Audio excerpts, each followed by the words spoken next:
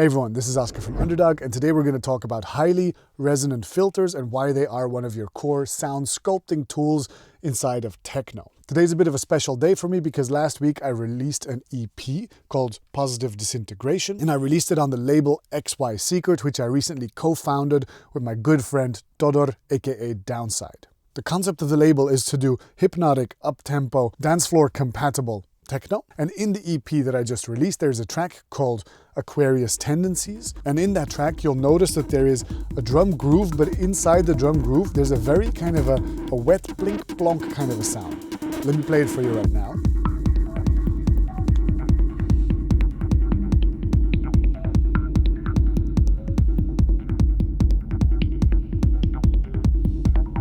And so for me, the word that I like to use when I talk about techno sound design is sculpting.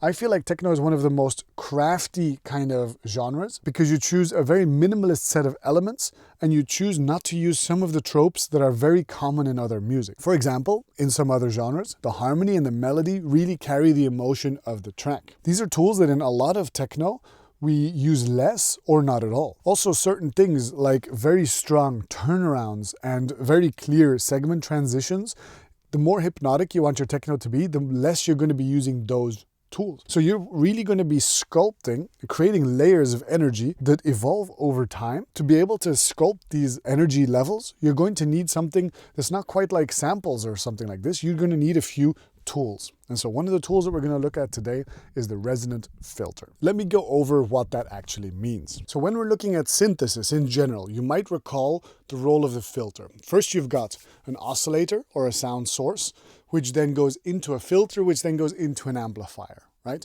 Well, we're going to be following this logic relatively closely as well. We're going to be taking a sound source, putting it into a filter, and then see what happens once we put it into that filter.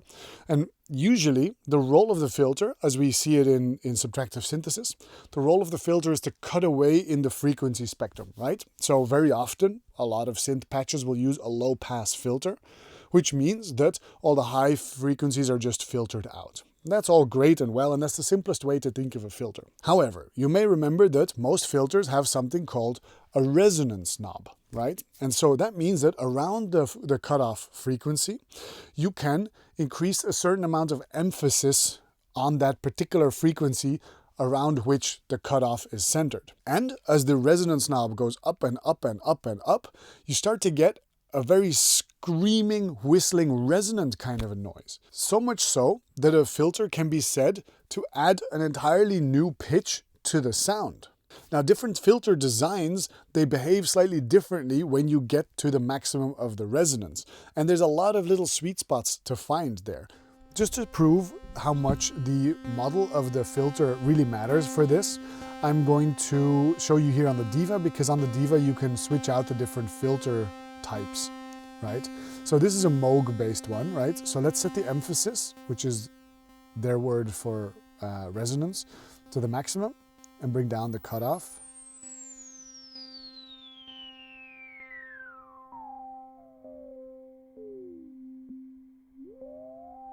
You hear that little bit of like screaming there? That's cool. That's about as much as we'll get. Now let's go to Cascade.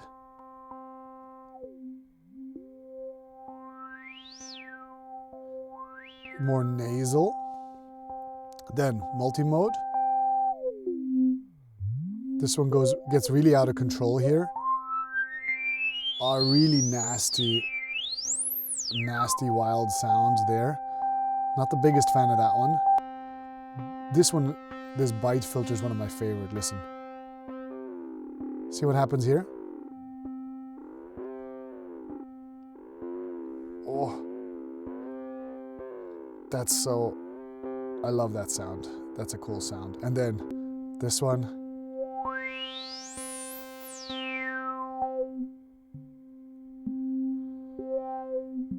Okay, different again. But so for me, the most obvious one here was where Byte does this thing. This weird kind of, I guess, a bite in the mid frequencies. So try this. Send any regular sound into a filter. put a limiter behind there just in case, because sometimes these things can get a little bit crazy and you want to protect your ears, right? And so you set the resonance then. You creep it up slowly to the maximum, and then you move around the cutoff frequency and just see what that does. It's going to create a very whistly, shrieking, high-pitched kind of a sound. And that's something that we want to manipulate today. In some cases, a filter will even do something called self-oscillating, which is that even though the original sound that's coming through the filter has stopped, the filter just continues to whistle at a particular pitch. Then in some synthesis concepts, this is kind of seen as a new oscillator almost, self-oscillating. It can be a very harsh and aggressive sound, and do just be careful with your ears for this, okay? So see here how I send just a small pulse of noise, just chick, chick, chick noise, right? Put it into a bandpass filter. See how it gets that whistling tonal characteristic? And then simply add a delay to this to create a groove around that. See how I've used almost no instruments, just a bit of white noise, some filters, and suddenly we've got ourselves a noise groove going on. There are some tools that are created especially with this kind of behavior in mind. For example, inside of the Reason effects, there's something called the Alligator, which basically takes your signal and splits it into 3 bands, a high band, a mid band, and a low band, puts 3 different filters on there, and then you can gate the audio into those 3 bands. So you can send little impulses to all 3. You can tune those 3 filters to a different pitch and then set the resonance all the way up. And it's going to create these really little wet, splish, splosh, bling, plong kind of a sound. Let me show you this with the sound we were just working on. So imagine I take just that noise groove from earlier, right? So basically I'm just playing this noise groove here, kind of groovy. Now let's add in the Alligator, okay?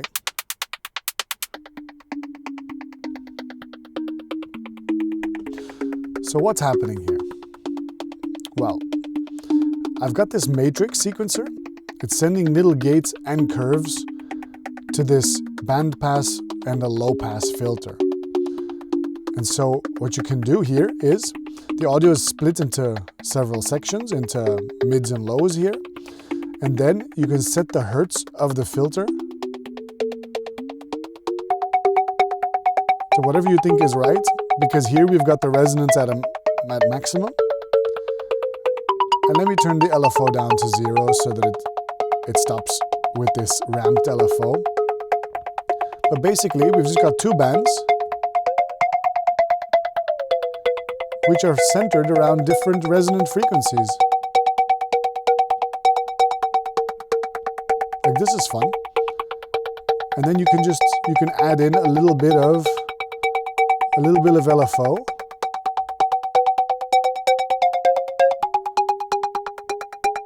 So I've got the two different bands going in 2 different directions, one slightly upwards and one slightly downwards with this LFO, creating this 4-bar ramp. So go boo, boo, boo, boo, boo, boo, boo. And here's another instance of it, just a simple noise groove. And here creates this like nice little whistling sound.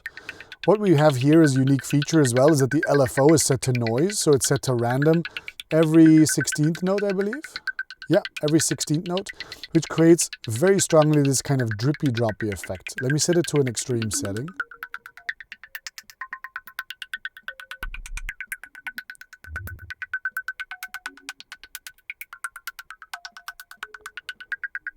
You hear how the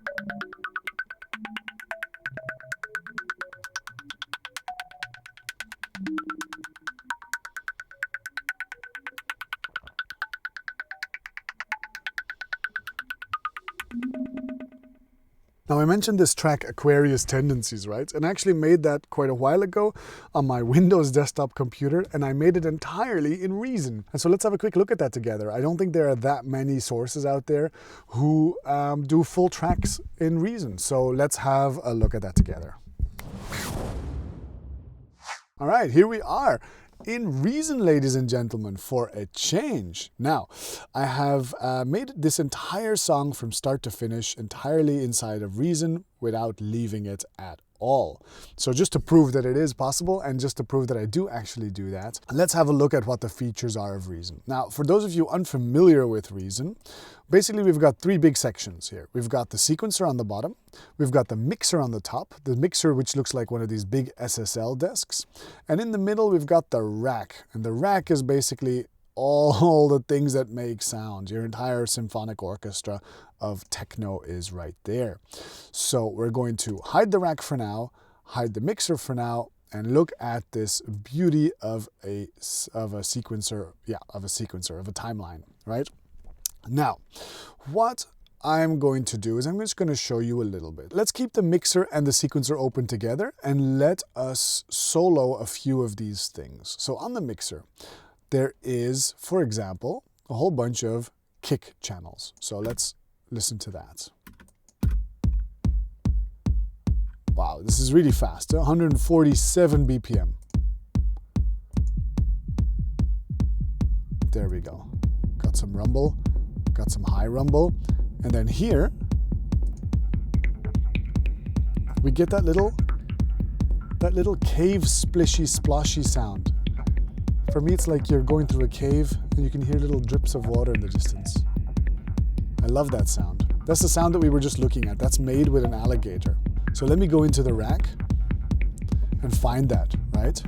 So this is the highest rumble, and it's this combinator here, which is nothing more than a kick drum. Basically my kick rumble, let's say, this is a whole bunch, this is a rumble chain, basically, right? And then it goes into this one here. So let me take away all these other tracks. So this is what we're listening to. If I bypass this gator, this is what we've got, which is just a kind of a noisy, scritchy, scratchy kind of a groove. But then you add this onto it, together with the noisy, so every 16th or every 8th note, it changes the pitch at which the highly resonant filter resonates. And then you get this kind of a drippy droppy effect. And put that, of course, into a nice big reverb. Like, there you go. Beautiful. And so that gives a certain kind of a quality and texture to this drum groove that I don't think you're going to find in a lot of different places. So let's go for some hi-hats. Simple hi-hats. Let me add the sequencer again, because there's a big break here, so let's skip that. A ride, which comes in here, I guess. It's really subtle. Nice. Got some more elements. And here's the main riff. The main riff is this kind of one note, almost atonal, distorted synth sound. Let me see what else there is. Yeah, then we've got this scream tone, which is probably made with Scream 4, let's be honest.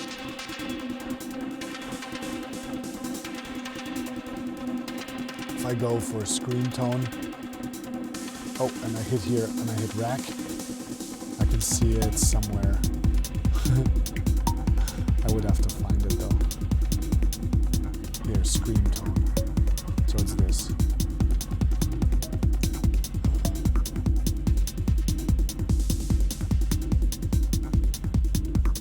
Which includes again another one of these alligators. So as you can see, I've been really enjoying these things like alligators, which turn something that's static into a groove by splitting it into different frequency bands and using resonant filters on it.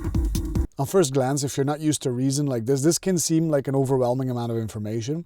And to be honest, it kind of is. It's kind of part of the Reason aesthetic to have a lot going on all the time. And that's I find that one of the benefits of trying to make a track in Reason was that I was less obsessed with how things looked on my meters and on spectrum analyzers and things like this, because in Ableton I have quite a lot of good monitoring and metering tools set up, whereas here I did not. And the benefit of that is that for things like low grooves and stuff like that, I pay much closer attention to my feelings and to my ears rather than to my mind and my eyes, you know. And if you look up here, this mixing desk is actually super fun once you come into it. I never learned how to do music in an analog studio, right? So these kind of SSL desks are honestly quite alien to me. Like, I've never really gotten a workflow with them.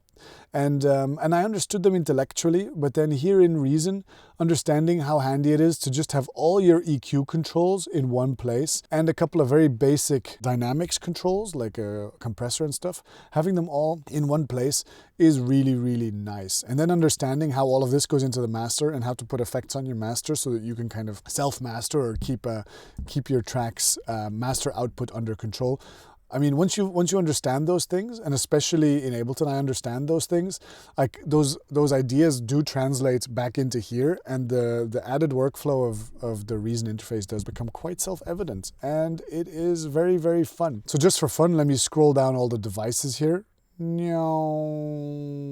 All the devices. So many devices. Like, I can't, in retrospect right now, tell you exactly what was up, but yeah. Oh, and here's the bassline generator, which I probably used for the main riff. That's fun. Yeah, very, very cool. And then one of the fun things about Reason as well is you hit tab and boom, everything becomes cables, right? Let me do that again. Whoa, whoa, yeah. Having a bit too much fun over here. All right, all these cables. So you can hook up whatever you want to whatever you want, and I do enjoy that very much. So that was a little reflection on resonant filters in techno. If you enjoy this kind of intricate, finely crafted, not very melodic, but more physical and percussive techno, do follow XY Secret on Instagram and on SoundCloud and on Bandcamp. Bandcamp is probably the best store to actually support the release, but follow it on SoundCloud, play it on Spotify as well. Add it to any playlists that you might have. That really helps with the Spotify algorithm. And remember that I've got a start to finish course on industrial techno, which you can get here. I did that a bit more than a year ago. I hope the concepts are still fresh. If any of this went too fast for you, follow my Foundations of Electronic Music course. Come show us on the Discord channel what you did with this. And until next time, stay producing, be good to one another, and take care. Bye-bye.